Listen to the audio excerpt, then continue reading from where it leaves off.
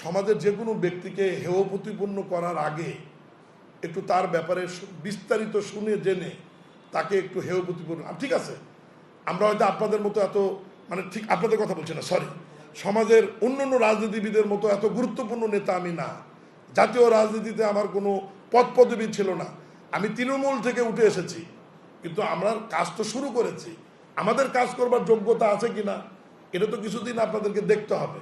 আমি শুরুতেই যদি আমাকে ধাক্কা মারা হয়, শুরুতেই যদি আমাকে টার্গেট করা হয়, তাহলে তো আমার যেটুকু মেধা মহান আল্লাহ আমাকে দিয়েছে, আপনাদের চাইতে কম অথবা বেশি বা সমান, এইটুকু মেধার বিকাশ তো আমি রাষ্ট্রীয় কাজে বা আমার মন্ত্রণালয়ে আমি তো দেখাতে পারবো না। এইটুকু সুযোগ তো আমাকে করে দিতে হবে কাজ করার।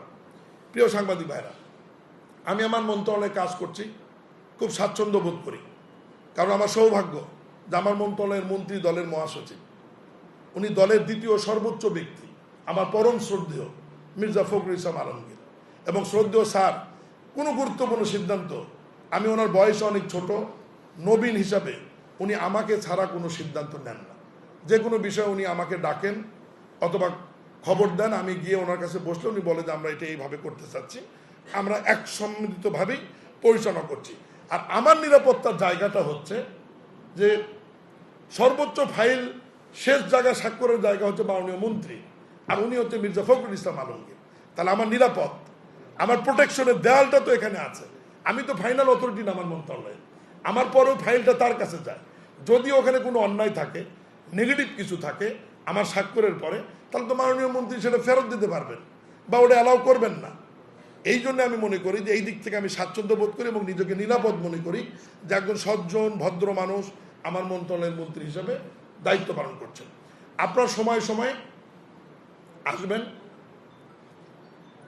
যে কোনো বিষয়ে, তবে আমি আপনাদের কাছে অনুরোধ করব যে মন্ত্রণালয় সংক্রান্ত ম্যাক্সিমাম বিষয়গুলো আপনার মাননীয় মন্ত্রী শ্রদ্ধেয় মির্জা ফখরুল ইসলাম আলমগীরের কাছ থেকে জানলে সবচেয়ে ভালো হবে।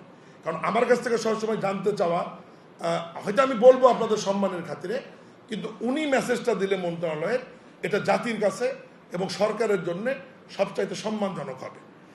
কিছু কিছু নিউজ আসে, আমি মাঝখানে একটা সাক্ষাৎকারে বলেছি যে তারেক রহমানের বন্ধু মীর শাহ আলম দুর্নীতি করল, তারেক রহমানের বন্ধু মীর শাহ আলমের সম্পদ 8 গুণ বাড়ল। এই যে কথাগুলি,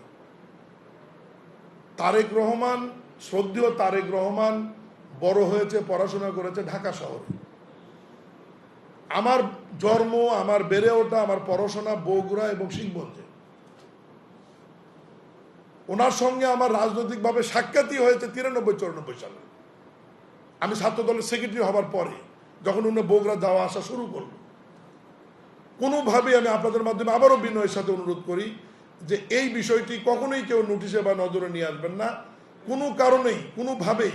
আমাদের শ্রদ্ধেয় নেতা মাননীয় প্রধানমন্ত্রী তারেক রহমানের আমি বন্ধু না, আমি বিএনপির সাধারণ একজন কর্মী, এবং বিএনপির কর্মী হিসাবে আমার বিভিন্ন সময় জনপ্রতিনিধি নির্বাচিত হওয়া, বগুড়া জেলার দায়িত্ব পালন করবার কারণে, যেহেতু বগুড়া বাড়ি শ্রদ্ধেয় নেতা তারেক রহমানের, তার সাথে বহুবার আমার সাক্ষাৎ হয়েছে, দেখা হয়েছে, স্বাভাবিক কারণেই তিনি আমাদেরকে স্নেহ করেন এবং বিভিন্ন সময় পরামর্শ দেন। বগুড়ার মানুষ হিসেবে এইটুকু যোগাযোগ মাননীয় প্রধানমন্ত্রীর সঙ্গে আমার আছে, তিনি আমাকে চেনেন, ব্যক্তিগতভাবে জানেন, এইটুকুই তার সাথে আমার সম্পর্ক। কিন্তু অনুগ্রহপূর্বক, তার সাথে আমার বয়সের অনেক তারতম্য রয়েছে, সব মিলিয়ে এই যে মানুষের সামনে যদি উপস্থাপন করেন যে তারেক রহমানের বন্ধু মীর শাহ আলম এটা করলো, এই জিনিসটা আমি এবং আমার পরিবার বা সমাজের অন্য মানুষ নিশ্চয়ই ভালোভাবে নেবেন না। অনুগ্রহপূর্বক এই জিনিসটা থেকে, এই বিষয়টা থেকে আপনারা একটু দূরে আসবেন বা সবাইকে সজাগ করবেন, এইটুকু আমি অনুরোধ করছি। আমার মনে হয় কথায় কথায় আজকে অনেক কথা বলে ফেলছি, তবে আপনাদের কাছে বিনয়ের সাথে আর একটা অনুরোধ করব, এর মধ্যে কিছু কথা ভালো আছে, মন্দও আছে। আপনারা তো সব মেধাবী, ট্যালেন্ট সাংবাদিক, কেউ কেউ আছে যে আগের কথা বাদ দিয়ে মাঝখান কাটকার রাখে, আবার শেষেরটা বাদ দেয়, ফলে হয় কি ওটা অ্যাটাকিং হয়ে যায়, বা মনে হয় যে আমি একটা দোষারোপের মতো কিছু করে ফেলছি। দয়া করে এই জিনিসটা ভাই করবেন না। আমার কথা যেটুকু বলছি ওটা সম্পূর্ণটা শেষ করে মানুষকে শোনাবেন, আমার কোনো সমস্যা নেই। কিন্তু মাঝখানে এই যে ধরেন আমি যে কথাটা বললাম যে তারেক রহমানের, আমার তারেক রহমান, জনাব তারেক রহমান আমার বন্ধু না, না শব্দটা যদি কেটে দেন, দিয়ে মিডিয়াতে ছেড়ে দেন, তাহলে কি হলো? মীর শাহ আলম আজকেই ঘোষণা দিল তারেক রহমান ওনার বন্ধু, না শব্দটা বাদ দিয়ে দিল। এই ট্যালেন্ট, এই জ্ঞান, এই মেধা আপনাদের মধ্যে আছে। আরেকটা পরিচয় আমি দেইনি আপনাদের কাছে। আমি একসময় আপনাদের সহকর্মী ছিলাম।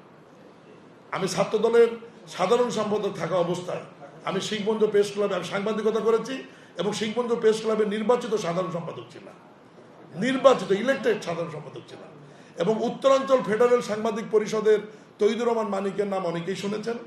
উনি আওয়ামী লীগ করে মেয়র ছিল শিখবন্ধু পৌরসভার। ওই সময় উনি প্রেস ক্লাবের সভাপতি ছিলেন এবং আমি সাধারণ সম্পাদকের দায়িত্ব পালন করেছি দীর্ঘ 4-5 বছর। পরে চেয়ারম্যানের দায়িত্ব নেওয়ার পরে আমি আমার পেশা থেকে রিজাইন দিয়ে সরে এসেছি, কারণ তখন ওটা আবার কনফ্লিক্ট অফ ইন্টারেস্ট হবে, কারণ ইউনিয়নের চেয়ারম্যান আবার সাংবাদিক দুটো একসঙ্গে থাকা যায় না। তো এই কারণে আপনাদের কোনো এক সময়ে সহকর্মী হিসাবেও আপনাদের কাছ থেকে তো আমি সহযোগিতা চাইতেই পারি, এই অধিকার তো আমার আছে আপনাদের কাছে। আর দ্বিতীয়ত, সভাপতি মহোদয় যেটা বলেছে যে আপনাদের কল্যাণ ফান্ডের বিষয়ে, আমার ব্যবসা প্রতিষ্ঠান থেকে একটি সামাজিক খাত রয়েছে, যেটা আমি গোপনে বহু ছাত্রছাত্রীদের মেডিকেল পড়ার ব্যাপারে আমি সহায়তা করি, গোপনে বুয়েটে পড়ার ব্যাপারে সহায়তা করি, ইউনিভার্সিটির ভর্তির ব্যাপারে সহযোগিতা করি, আমি চিকিৎসার ব্যাপারে সহায়তা করি। এবং আমার উপজেলার সাংবাদিকদের আপনি জিজ্ঞাসা করবেন যে তাদের যে কোনো বিষয়ে তাদের জন্য আলাদা ওটা ঘোষণায় দেওয়া আছে, তাদের চিকিৎসা বিভিন্ন বিষয়ে, তারপর তাদের সন্তানের বিয়েতে, এই ব্যাপারে আমি সহায়তা করি। আমার ওই সামাজিক ফান্ড থেকে আপনাদের কল্যাণ তহবিলে আমি রেকর্ডেড করব না, আমি ঘোষণা দেব না, আমি অ্যাকাউন্টে টাকা জমা দেব এবং যেটা জমা দেব এইটুকু বলতে চাই যে কল্যাণ তহবিল হেলদি হবে এবং আপনারা খুশি হবেন ইনশাআল্লাহ। শেষ কথা হচ্ছে যে আমার সমসাময়িক কালে আলোচনা এবং সমালোচনাতে আমি কিন্তু খুব একটা অসন্তুষ্ট না। এই কারণেই অনেকে আমার চিনত না যে মীর শাহ আলম কে। যে কারণেই হোক, অন্তত পক্ষে দেশবাসী, মানুষ আলোচনা এবং সমালোচনার মাধ্যমে আমার চিনেছে। তবে ভালো দিকটা মানুষ অবশ্যই পরবর্তীতে জানতে পারবে। তবে আমি এইটুকু বলি, আপনারা যারা সাংবাদিক পেশায় আসেন, আপনারা যদি কাউকে ধরতে চান আমাদের মতো রাজনীতিবিদদের, আমাদের তো কম বেশি ভুল ত্রুটি আছে, বিরুদ্ধে নিউজ করা কিন্তু কোনো ব্যাপার না, করা যাবে।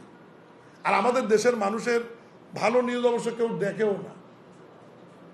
যদি আপনি নিউজ করেন, আমি সাংবাদিকতা করেছি তো এই কারণে বলছি যে মহাস্থান থেকে শিখবন্ধু রাস্তা খাই খন্দকে ভরা, অবহেলিত রাস্তা, মানুষ এটা সুন্দরভাবে পড়বে, তাই নাকি? দেখি ওই নিউজটাই আবার 2 দিন যদি পড়েন যে 50 লক্ষ টাকায় সুন্দর রাস্তার নির্মাণ, হ্যাঁ এটা তোর দায়িত্ব করবেই, এটা কিন্তু মানুষ করবে না।